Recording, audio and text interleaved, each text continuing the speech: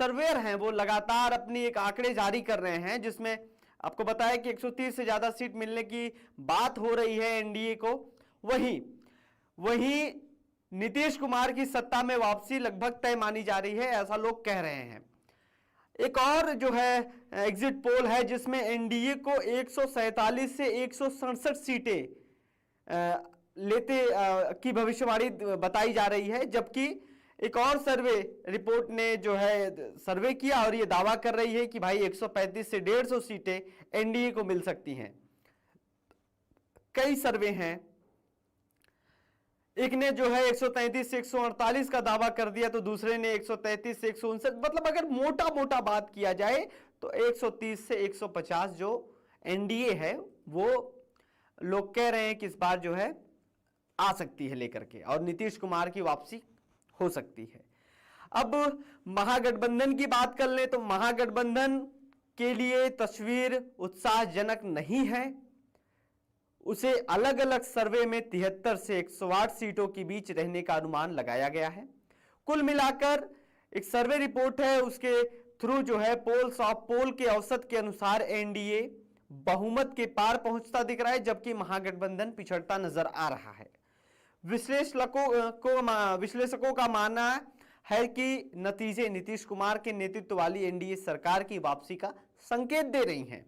बिहार में चुनाव परिणाम 14 नवंबर को घोषित कर दिए जाएंगे, लेकिन एक सर्वे रिपोर्ट है और एक एग्जिट पोल है जिसमें मेगा एग्जिट पोल बताया जा रहा है। उसमें बिहार चुनाव के पहले चरण के अनुमान में जदयू को सबसे बड़ी बढ़त मिलती हुई दिखाई दे रही है, जिससे 35 से 45 सीटें मिलने का अनुमान लगाया जा रहा है। वहीं भाजपा की बात करें तो भाजपा 20 से 30 सीटें मिलने की संभावना है, और दूसरी ओर अगर हम बात करें आरजेडी की तो 25 से 35 सीटें मिलने का अनुमान आरजेडी का है। कांग्रेस की बात करें तो कांग्रेस को 5 से 10 सीटें मिल सकती हैं। मतलब राहुल गांधी जिस प्रकार से 2 महीने से लगातार वोट चोरी यात्रा, तमाम यात्रा उन्होंने बिहार में किया है, युवाओं से बातचीत की है, महिलाओं से बातचीत की है, बुजुर्गों से बातचीत की, तो माफ करिए, मुख्य तौर पे यह कहा जा सकता है कि कांग्रेस इतनी कम सीटों पर आंकना, क्या लगता है क्या वास्तव में इतना आंकना चाहिए कांग्रेस को 5 से 10 सीटें? मुझे तो ये पच नहीं रहा है, लेकिन फिलहाल वो तो 14 नवंबर ही बताएगा कि असलियत क्या है। और वहीं वाम दलों में सीपीआई एमएल में को जो है 10 से 15 सीटों का अनुमान लगाया जा रहा है। इसका मतलब है कांग्रेस और सीपीआई एमएल दोनों सेम ही जो है स्तर पे हैं। 10 से 15% कांग्रेस की बताई जा रही है, वहीं सीपीआई एमएल को भी 10 से 15 सीटों का अनुमान लगाया जा रहा है।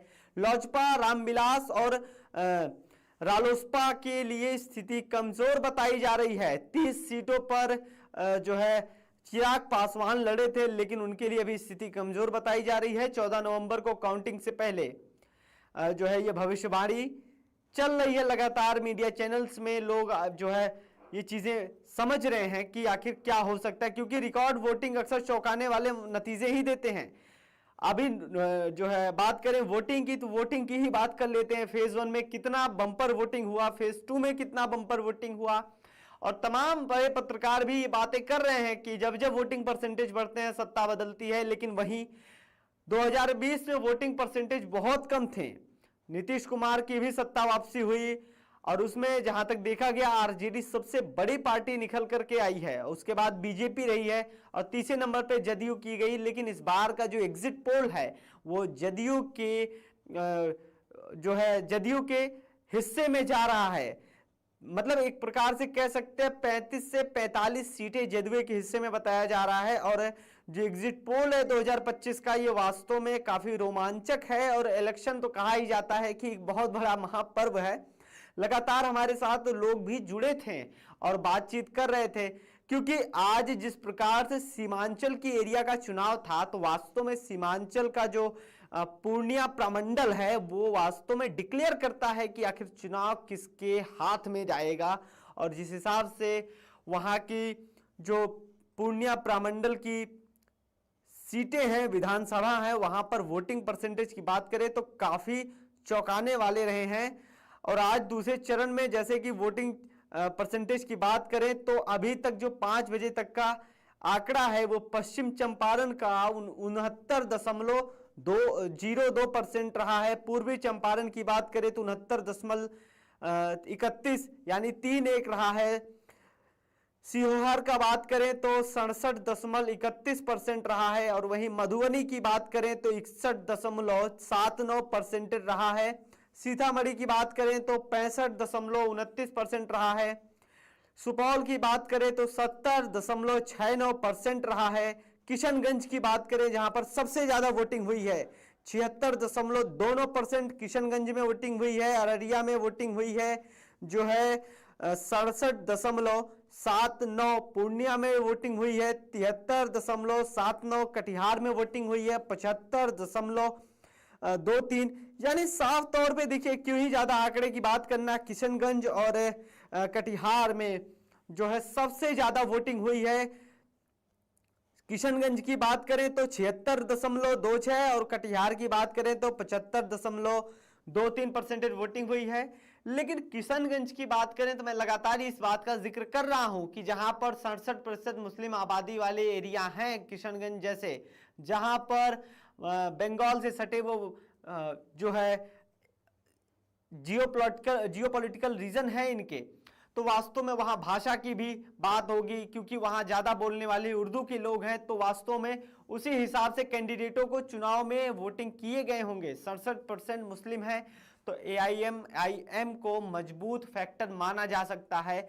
लेकिन जिस प्रकार से ओवैसी बी टीम की बात हो रही थी उसमें भी उन्होंने बताया कि वास्तव में वो जो कॉलर पे उनके दाग था वो हटाने की पूरी कोशिश की है। लेकिन इस बार क्या वास्तव में पुरानी तरह से जैसे हुआ था वैसे खेल ना हो जाए कि बाद में आरजेडी को जाकर के इनके विधायक समर्थन ना दे दें और पूरा खेला पलट जाए। Bihar election exit poll result की बात करेंगे तो सभी प्रमुख एग्जिट पोल सर्वे में एनडीए की मजबूत बढ़त दर्ज की गई है। एक पोल्स एग्जिट पोल है जिसमें एनडीए को 135 से 150 सीटें और महागठबंधन को 88 से 103 सीटें दी गई हैं। वहीं दूसरा सर्वे में एनडीए को 147 से 167 सीटें दी गई हैं। वहीं जो है महागठबंधन को 70 से 90 सीटें। और एक बहुत बड़े मीडिया ब्रांड ने भी इसको लेकर के सर्वे किया है जिसमें 130 से ज्यादा सीट मिलने की भविष्यवाणी कर दी गई एनडीए को। सभी सर्वे जो है वो लगभग 148 सीटों के साथ बहुमत के पार जा सकता है। एनडीए के लिए बहुत बड़ी खुशखबरी है कि 148 के पार एनडीए जा सकता है, बहुमत की सीटें ले आ सकता है, जबकि महागठबंधन को 88 सीटों पर ही रोक लग जाएगी। ऐसा सर्वे बता रहे हैं, जो एग्जिट पोल आई हुई है वो बता रही है। लेकिन एक बहुत बड़ी वास्तव में चौंकाने वाले ये खबर है, अगर ये वास्तव में 14 तारीख को ये सारे एग्जिट पोल साबित होते हैं तो काफी दिलचस्प रहेगा और चुनाव कवरेज करने में भी एक थोड़ा सा उत्साह रहेगा कि आखिर जिस प्रकार से जमीन पे क्या दिखाया जा रहा था और एग्जिट पोल और रिजल्ट में जनता क्या सोचती है। क्योंकि मैंने कई लोगों से बात किया बिहार में, तो ऐसा कहता है कि भैया यहां पर बहुत बात करेंगे बीजेपी जदयू और वहां जाकर वोट आरजेडी और कांग्रेस को दे देते हैं। तो कई प्रकार की बातें निकल करके आती हैं।